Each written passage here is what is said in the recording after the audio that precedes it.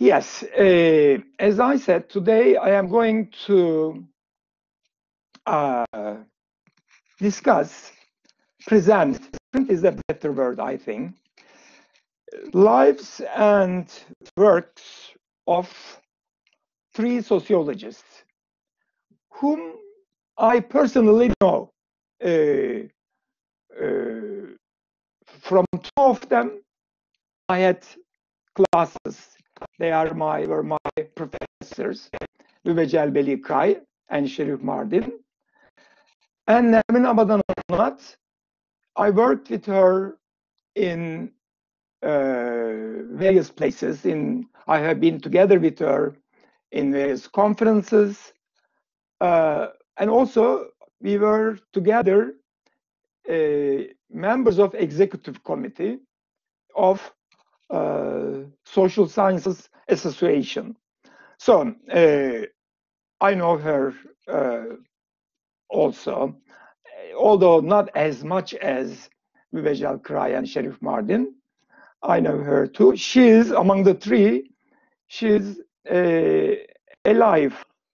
First, I am going to present Mübeccel Kıray''s life and works, her main ideas, main concepts. And I will go into Şerif Mardin's, and finally Nermin Abadan Unat'a. Okay, Mübeccel Kıray'a is a sociologist who is considered in Ankara School of Sociology.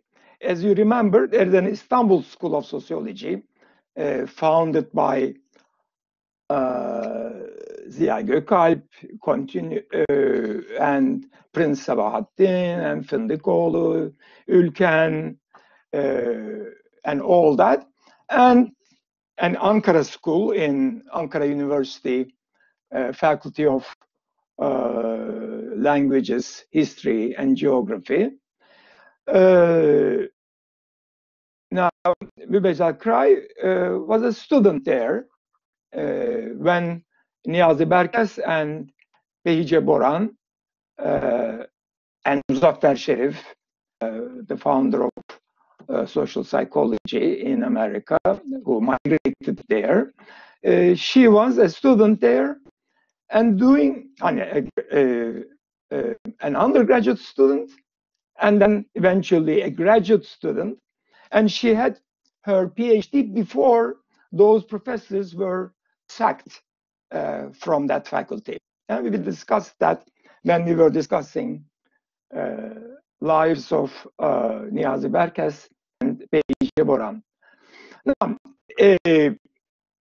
started from her education, but I think I have to also say that she is born in 23. So she was in the same age with Republic, the same year that Turkish Republic was founded. And she graduated from İzmir High School, İzmir Lise, İzmir Kız Lisesi, as a matter of fact. And as we will see, Nermin Abadan Unat'a also graduated from the same lise. Although Mübeccel Kıray'a is born in İzmir, Nermin Abadan Unat'a came from Berlin and graduated from Vienna, not Berlin, Vienna, Austria, from Vienna, and joined this lycée and graduated from there. I think they graduated in the same year. Okay, let me continue with Kıray'a. Now, Kıray'a, in that book that she was interviewed on the basis of a long interview with her, the book was published by some members of a university in Istanbul, where she was teaching. For example, Hatice Kurtuluş, who has written the article on Mübeccel Kıray in the book that I showed you at the beginning of the course, Çağatay Özdemir, Sociology, Turkish Sociology in Turkey, names and their publications, their works. You know, that article is written by Hatice Kurtuluş, and Hatice Kurtuluş was one of the interviewers of Mübeccel Kıray, where Mübeccel Kıray talks about her life, and the title of the book, Hayatımda Hiç Arkaya Bakmadım. Now, in that book, she says that she talked about her father, who was an engineer, actually a railways engineer, who worked in trains. So after graduation, or up to the Izmir high school, she was a student in various primary schools or junior high schools because of her father's job. He was appointed, let's say, to Adana or to another city, and so Kıray moved with her family. And finally, though, she's sent to high school and graduated from there. Although she wanted to be a biologist or a doctor, so she was interested in health issues, and she has to be, her family can send her only to Ankara, not to Istanbul, where there is a faculty of medicine, where there's a university, where there is a biology department. In Ankara at that time, now this is 1930s, not 1930s, from 1940s onward, okay. She's looking for a department which will be appropriate to her in Ankara University. Now, there is no faculty of sciences at that time, so there is no biology department, and there is not yet Ankara University faculty of medicine, it seems. So she joined faculty of humanities, social sciences in Ankara University, language, history, and geography faculty. Okay. And her professors were, as I already said, Niyazi Barkes and Beyce Boran. Okay. Now, as again we discussed when we were discussing Boran and Barkes, when they were tried and they were disturbed, etc., her professors advised her to find a graduate school in America. In the meantime, one of his professors, Muzaffer Şerif, social psychologist, already went to America, and corresponding with him, he found acceptance in Department of Anthropology of Northwestern University. And she went there, and from 1946 to 1950, 4 years, she was in Northwestern University in Chicago, obtained her PhD in anthropology, came back in 1950, and unfortunately, her husband, who is a medical doctor, so although she wasn't able to join medical faculty, she married from a graduate from medical faculty. But they were, he was especially politically active, and hence they were arrested because of their opposition to joining of Turkey together with America in Convor. As you remember from Beyce Boran, she established a peace association, and she was, so Beyce Boran, Mübeccel Kıray'a, and her husband, they were arrested and put into jail. So for a few years, she was in jail. And then she came out, I think, after the trial, they were acquitted.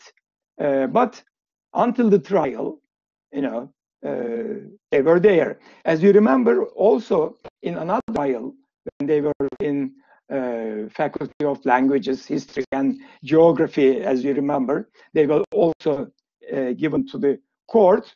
And only after the court trial started, like 1947 or 48, but only after 1950s, they were acquitted. They were again found not guilty. Although in the meantime, they are sacked from the faculty, and they were not able to work there. And as you remember, Berkes went to Canada, McGill University. Boratau went to Paris as a professor of folklore. Beyce Boran stayed in Turkey, and Mübeccel Kıray went to Northwestern University. Okay, now, from 1950s onwards, Mübeccel Kıray tried to enter Faculty of Literature and Department of Sociology of Istanbul University. At that, in the 50s. Now, 50s, okay, already Hilmi Ziya Ülken is the head of the department. And Fındıkoğlu is the head of the department in the economics faculty of the same university, of Istanbul University. But she was not accepted.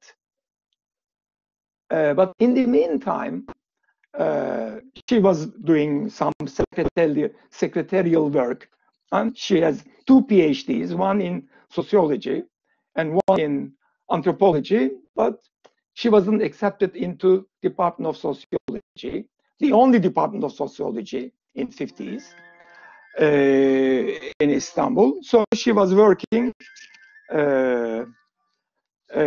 She was working as a secretary, but also she carried field research and wrote her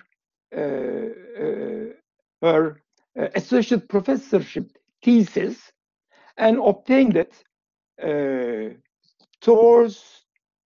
1960. In 1960, she obtained her associate professorship degree, but still unemployed.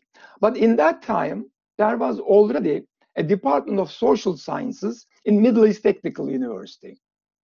So she decided to come to Ankara and applied to Department of Social Sciences in Middle East Technical University, and she was accepted, fortunately for her, and fortunately for me, because when I came to the Department of Social Sciences, there was Department of Social Sciences, within which there was options of ecology and sociology. So the first year, we were taking joint courses, and then in second year, we separated into sociology and psychology, and I, for example, had chosen sociology. And at that time, I am talking about 1964, already Mübeccel Kıray was the head of the Department of Social Sciences. So from that point on, from 1964 to 68, when I was a student, I was able to follow Kıray's work. And then I went to University of Chicago and came back in 1972. But because of the 1971 coup, in 1973, Kıray retired from Middle East University and went to Istanbul and worked in Istanbul Technical University. Now it was not a university then, but the Marmara University at that time. And actually, she was hired in the Faculty of Political Science of that university, Marmara University. Or before the university, they were kind of higher education schools. They were, and then at one point they became universities. So she joined political science faculty of that university, and there she taught courses in sociology, and she also had some PhD students, etc., etc. Okay, and in 1989, yes, between 1982 and 89, she was in Marmara University.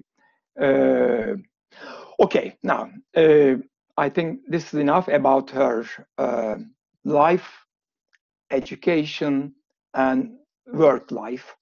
Now let me talk about her research, her publications. Now, at the time I joined Department of Social Sciences of Middle East Technical University, Mübeccel Kıray'a finished already the research on Ereğli and doing research on Adana villages. Okay. Now, so I was exposed to both of this research, both Ereğli study, and while she was teaching us rural sociology, she was doing research in Adana villages. Okay, now I will focus on that. First, let me focus on Ereğli, and that is the name of the book. Ereğli, ağır sanayiden önce bir sahil kasabası. Ereğli, ağır sanayiden önce. Ereğli, a town, a seaside town, before the coming of heavy industry. Now, as you will listen in a video, one of the videos, Kıray is talking about that era, that time. You know, as she couldn't find any employment in Istanbul, came to Ankara and found this employment there, and there was an opportunity. She said this already at that time, after 1960 coup d'etat, a planning office was established. Planning office. Now, state planning organization, devlet planlama teşkilatı. This planning office is developing already first 5-year plan, and you know, I think at the moment we are living through 11th 5-year plan, you know, which started at that time in early 1960s, and as mainly economists are doing this planning or are working this planning office, although there were also some engineers like Turgut Özal, for example. Turgut Özal was one of the members of state planning office at that time. Anyway, this office announced need for research, for example, in Ereğli, before you know they are planning to found a factory there, and a heavy industry factory, a steel factory actually. Now, before that, they want to have a sociological study of the town, and somehow Mübeccel Kıray'a was given the news that they were looking for researchers, and she was given the project, she wrote a project, and her research project was accepted, and she went to that town and administered a questionnaire in the town and the villages around. And also, she carried out in-depth interviews. Now, before I came to Department of Social Sciences in Middle East Technical University, I was in preparatory school learning English, and I was an engineering student. So while an engineering student found this book and read it, and that book in that form, although some of the pages are torn, is still with me, although not here, but in the university, in Maltepe University now. I cannot show it to you. If we were in class there, I could have done that. Anyway, now in that book, Kıray studies a community. Now, it's a community, but also it is being transformed into a more differentiated with division of labor, a society. I remember Tönnies from community to society, from Gemeinschaft to Gesellschaft. So Ereğli is still a community, but in the process of transforming into a society with a high division of labor, especially after becoming the factory. Now, so she focuses on the population, the social structure, the organizations present, division of labor, the degree of division of labor in the town, and the values and norms, culture of the community. Now, for example, there are many interesting observations,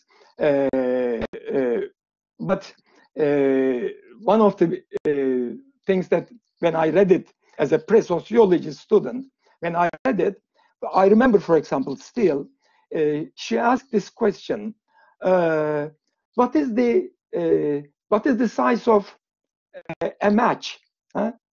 A match to light a cigarette or to light the stove, or how long is such and such town?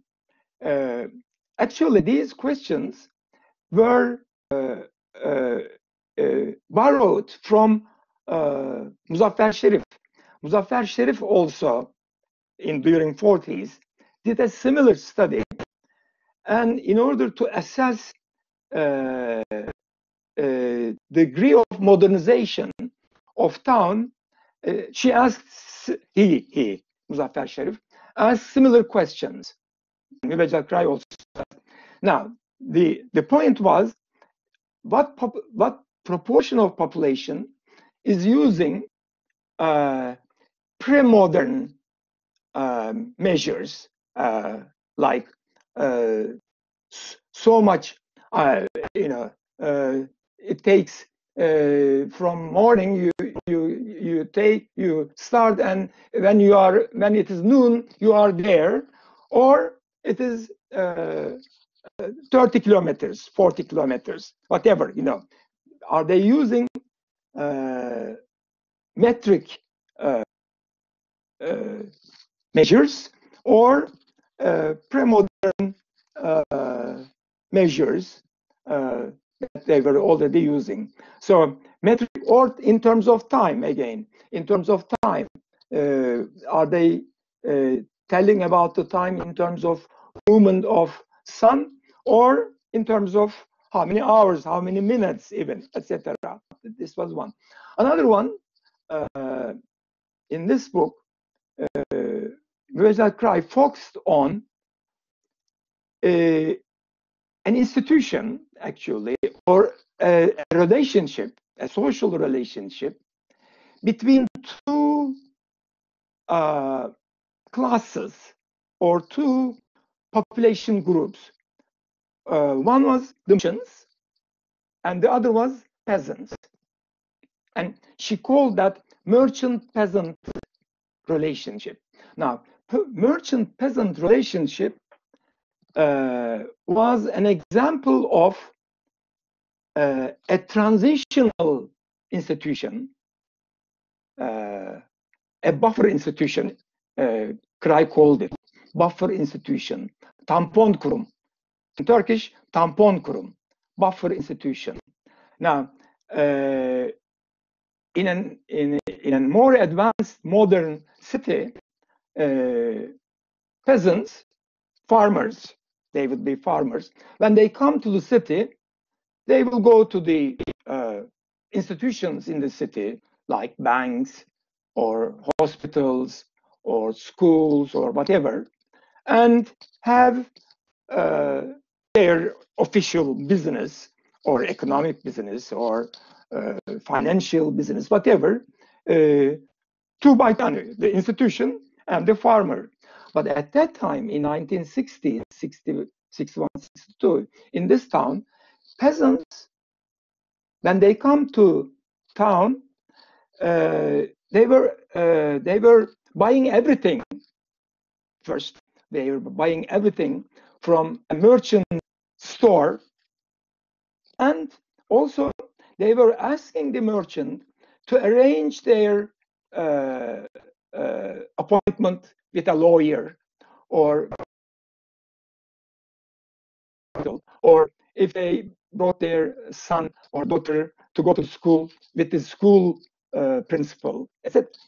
They were using a mediator whom they already know, whom they traditionally know, like they traditionally know in their village, the older people whom they ask for advice. Now, when they come to the city, they go to the merchant, anyway, first to sell or to give their products to the merchant and buy the goods that they need in the village.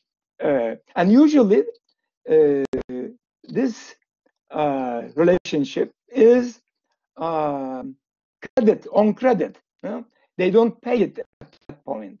Merchant gives them whatever they need, register them into a notebook, and later when they bring their agricultural products, and as a matter of fact, they started producing a cash crop,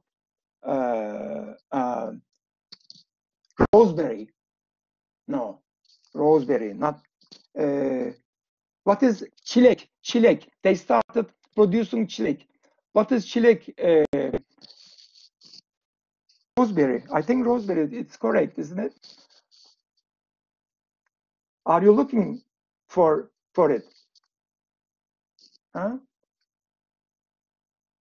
Now, Faruk written something. Let me see. Strawberry. Yeah. Evet, you are right.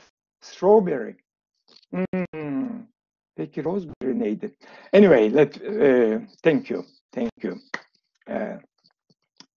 Whenever you come to my help, my students, when they come to my help, I like that. And you did this time too, Metin. Thank you.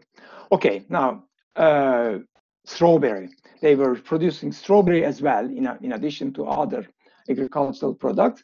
So they bring that, and merchant gives a price for it, whatever it is.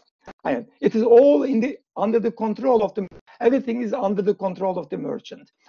It is this relationship, this merchant peasant relationship, is, as Mübeccel Kıray'a coined the term, is a buffer institution, tampon kurum, but it is also a form of what is it? A form of a dependency relationship, between clients, now in this case peasants, and patron, in this case merchant. Now this is called patron-client relationship in sociology. And Mübeccel Kıray'a taught that this is a transitional form.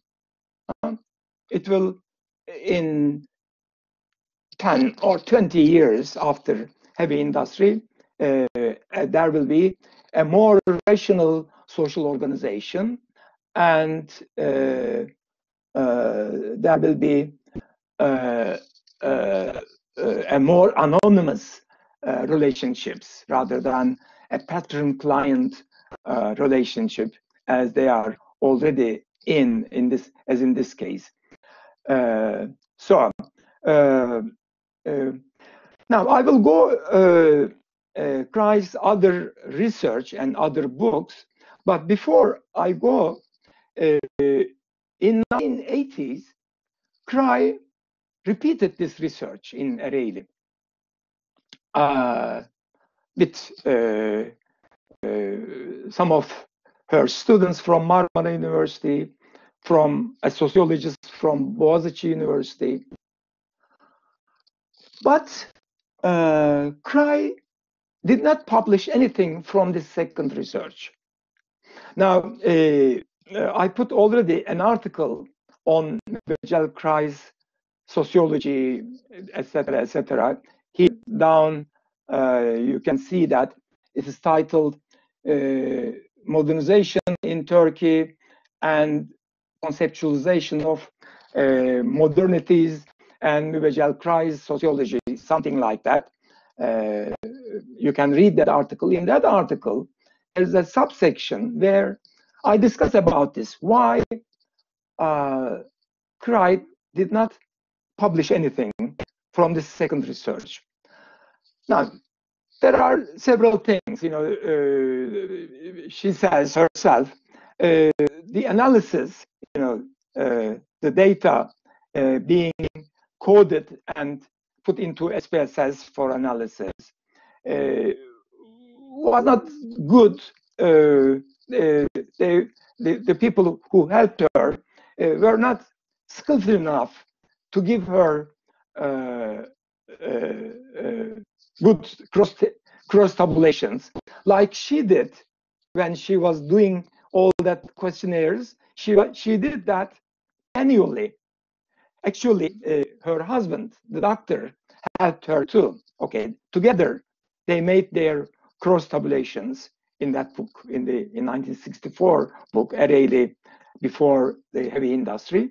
But now it was a larger sample, and so this is the reason she gave. But my estimation is that in Ereğli, 1982, 80s, Ereğli of 1980s and Ereğli of 1960s, when they are compared, Ereğli of 1960s is not a city without buffer institutions. There's a continuation of patron-client relationships. One form of it being merchant-peasant relationship. And even furthermore, some religious orders became active, which also became buffer liaison between peasants and workers and the state institutions or modern institutions. So Mübeccel's prediction that in, if not 10 years, in 20 years, the town will be fully urbanized and anonymous rational relationships, social relationships will prevail, and there will be no buffer institutions, did not become realized. And hence,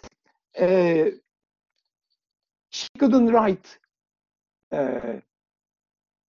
some articles or a book from that material. Now, that is the explanation that I offered.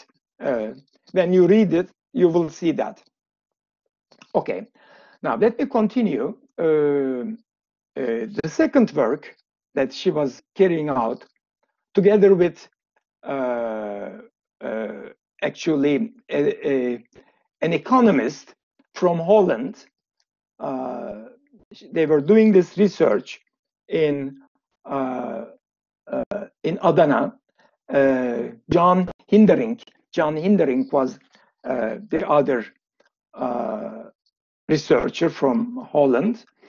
And they, at that time, I obtained, for example, a first form, a paper form of the article that's being published later. And I put that in our page.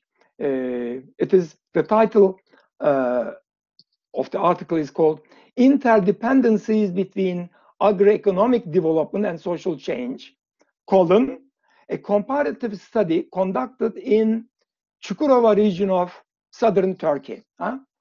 For example, this, the paper form of this article, published article, which is published, as I said, in 1968, but I obtained its earlier form in 1966, when I was writing that book, Penetration of Capitalism into Turkish Villages, capitalism, penetration of underdeveloped capitalism into Turkish villages. I read the paper form of this article. Now, in this research, out of this research, not only this article is published, but also a book which is titled Social Stratification as an Obstacle in Development. Now, the book is published in 1970. The paper is presented in 1966. Article published in 1968, and book published in 1970. Okay. Now, in this book and in this article that you can read, because I already uploaded it into the page, discuss, Hindering and Kray discuss 4 villages which are very close to the town, to the city, and which are producing a cash crop, cotton.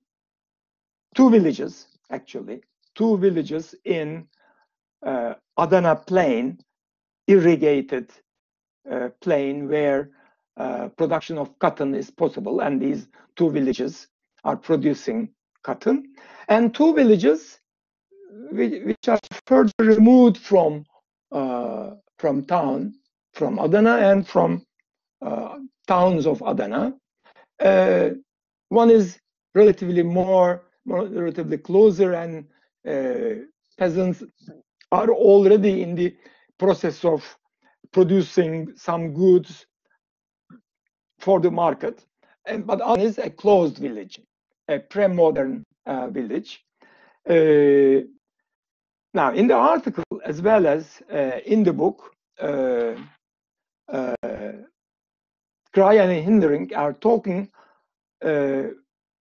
although what is expected from development is a distribution of equality, income, distribution of income from a new product, a new technology, development, and hence welfare of the whole village should be increasing. But they found that stratification between large landholding farmers, big farmers, who became now modernized with tractors, etc., and peasants who now are part-time agricultural workers in these cotton fields. Now, landowners with modern technology, producing with modern technology, become richer and increase their welfare, but poor peasants, although now they are wage workers, so seasonally they earn some money, but they have not benefited as much as the landowners from the products of development.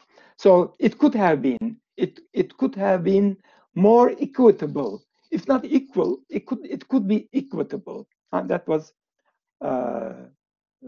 one of the conclusions. Okay, now I spent too much time in that. I should also talk about her other books. I can just mention it.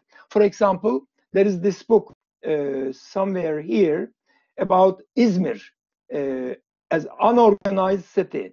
Izmir as an unorganized city. In 1968, Şerif Mardin, Mübeccel Kıray'a, and others did a study in Izmir, various aspects of Izmir, and Mübeccel Kıray'a studied central business district of Izmir.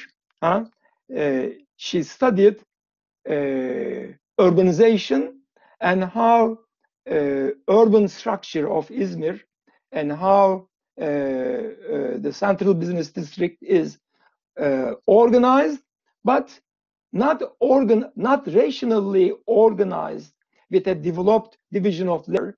So he called it unorganized, örgütleşemeyen kent. Örgütleşemeyen kent. Actually, before I went to Chicago in 1968, I went down to Izmir and conducted some in-depth interviews in some factories for Mübeccel Kıray'a, and I gained some experience. Okay, so she has also some other books. Now, I put here, as I said already, one article which is about the Adana villages study. Another article which is called, which is published in 1979, Teaching in Developing Countries. Teaching in Developing Countries. She told in this article, you can read that too. She talks about how or in what way knowledge requirements of a society is being structured. How developed societies require scientific knowledge, not only scientific knowledge about nature, but also scientific knowledge about society, about economics, about culture. But as societies are less developed, they need less of this knowledge. So she connects underdevelopment of social sciences in Turkey in relationship, or in other underdeveloped countries, in relationship to degree of development and their requirements for knowledge. And for example, I already mentioned how before 1960, there was no need for Mübeccel Kıray'a as a researcher with 2 PhDs, one in sociology, one in anthropology. But after 1960, suddenly, with the establishment of State Planning Office, a scientific sociological knowledge is required, and she is given funding for that research project. She talked about this relationship in more general terms, in terms of sociology of science, sociology of sociology framework. Okay, you can, as I said, you can read that here. And as I already mentioned, there is another, there is already an article published in 2012. Actually, I have 2 articles. I put them. One is earlier in 1910 on Mübeccel Kıray'a, and the second one is 2 years later. If you look at them, second one is more developed form of the first one. The first one, 1910 one, it was a paper. It was a paper actually about three social scientists, üç bilim insanı. Türk sosyolojisinde üç bilim insanı. Cahit Tanyol, Mübeccel Kıray'a, Şerif Mardin. So various sociologists presented papers about these three sociologists, and I presented a paper on Mübeccel Kıray'a. And later, a book is published on Mübeccel Kıray'a by Sezgin Tüzün, and I wrote a chapter there. The second one is about that one. Okay, now in this article in 2012, I go into the detail of Mübeccel Kıray''s conceptual framework. I go into internal and external dynamics in social change. Social change is, explanation of social change is a very crucial topic for her. Spontaneous social change versus planned social change. Integrated social structure versus a social structure which is organized through buffer institutions. Modes of appropriation of surplus. Historical sociological observations of long-term trends. Agrarian societies, how they emerged through agricultural revolution and how they led to urban revolution. Historically, he goes into that. And while she's talking about social change, she goes into details of specialization and integration as forms of social change. She goes into that. In her rural studies, she talks about depeasantization, land polarization, etc. Cash crop production. These are her concepts specific to rural sociology. But for urban sociology, she has this concept of unorganized city, informal sector, buffer institutions, metropolitan city, dominant squatter housing, how squatter housing and depeasantization are related, etc. Okay, now I am completing here